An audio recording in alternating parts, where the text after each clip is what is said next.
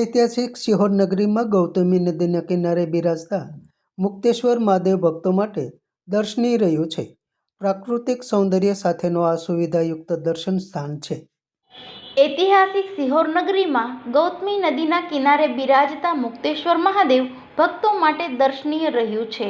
પ્રાકૃતિક સૌંદર્ય સાથેનું આ સુવિધાયુક્ત દર્શન સ્થાન છે. ગૌતમી નદીના કિનારે પ્રાકૃતિક સૌંદર્ય સાથે પ્રસન્નતાની અનુભૂતિ કરાવતું સ્થાન એટલે મુક્તેશ્વર મહાદેવ તીર્થ સ્થાન. ઐતિહાસિક સિહોર નગરીમાં પવિત્ર શ્રાવણ માસ અને ચોમાસાના વરસાદી વાતાવરણમાં ખળખળ વહેતી ગૌતમી નદીના કિનારે બિરાજતા મુક્તેશ્વર મહાદેવ ભાવિક શ્રદ્ધાળુઓ માટે ભક્તિભાવ સાથે આકર્ષણરૂપ છે. આ તીર્થસ્થાન શ્રી મુક્તેશ્વર મહાદેવ મંડળના સંચાલન સાથે ક્રીડાંગણ, યજ્ઞશાળા, પ્રાકૃતિક સૌંદર્ય સાથેનું આ સુવિધાયુક્ત દર્શન સ્થાન છે.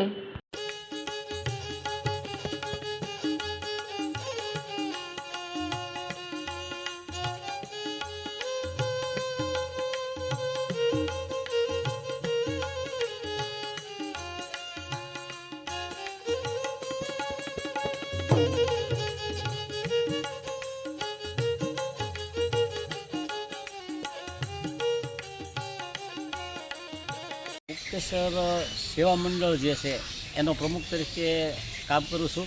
અને આ મુક્તેશ્વર મહાદેવ છે બહુ પુરાતનીય મહાદેવનું મંદિર આવેલું છે.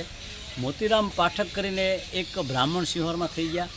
એ મોતીરામભાઈએ આ મંદિરની સ્થાપના કરી એવી અમારે અહીંયા સિહોરમાં લોકોમાં વાયકા છે.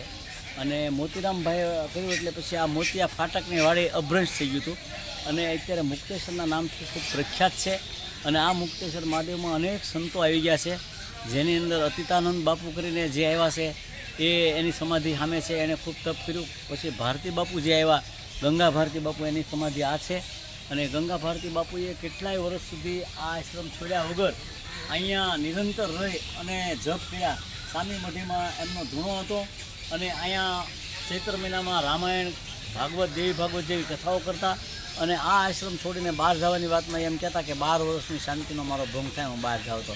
એટલે સતત અહીંયા 1980 પહેલાં 75થી રહેલા હતા. પછી 1985માં એમનું એ નિર્વાણ પામ્યા, દેવ થઈ ગયા. અને પછી અહીંયા આત્માનંદ સરસ્વતીજી બાપુ આવ્યા, અનેક સંતો આવી ગયા. અને આ મુક્તેશ્વર મહાદેવની અંદર 5-7 વીઘા જેવી જમીન છે. અને અહીંયા એક બાળ ક્રીડાગણ છે, જ્યાં અનેક બાળકો રમે છે. અને દર 14 એ બાળકોનું બટુક ભોજન પણ અહીંયા થાય છે. અને સોમવારના શ્રાવણ મહિનાના સોમવારમાં અહીંયા થાળ થતો હોય છે મંડળ તરફથી. અને અહીંયા 60 થી 100 જણનું એક મંડળ છે. એ મંડળ દર મહિને 100 રૂપિયાનો ફાળો એકત્રિત કરી અને આ જગ્યાનું મેન્ટેનન્સ કરે છે. અને આ જગ્યામાં ઝાડ, પેડ, ઇલેક્ટ્રિક, પાણી વગેરે જે મેન્ટેનન્સ છે એ 100 જેટલા સભ્યો છે એ 100 રૂપિયાનું અનુદાન આપી અને આ રીતે કરે છે. અને આ જગ્યામાં ઘણી સરકારની ગ્રાન્ટો પણ મળી. આ સામી દિવાલ છે કેશુભાઈ નાકરાણીની ગ્રાન્ટમાંથી બની છે. આગળની દિવાલ છે એ રાજુભાઈ રાણામાંથી બની છે.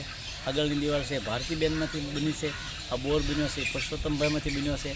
અને અહીંયા સમગ્ર સિહોરમાંથી જેટલા માણસો ધાર્મિક છે એઓને આ નજીક સ્થળ પડે છે, કારણ કે સિહોરથી એકદમ નજીક અને આવવા જવાનો રસ્તો પણ સારો અને અહીંયા બધી સગવડતા. અને અહીંયા સમગ્ર સિહોરની જનતામાં જે કોઈ દેવલોક પામે છે એની વિધિ વિધાન મોટા ભાગના અહીંયા થાય છે. સમાજ માટે, સત્ય માટે, સત્યપૂર્ણ સમાચાર પ્રસારણ આપના મોબાઈલ પર તરત જ લાઈક કરો, શેર કરો અને સબસ્ક્રાઈબ પણ કરો. અને હા, ઘંટડી વગાડવાનું ન ભૂલશો. આભાર.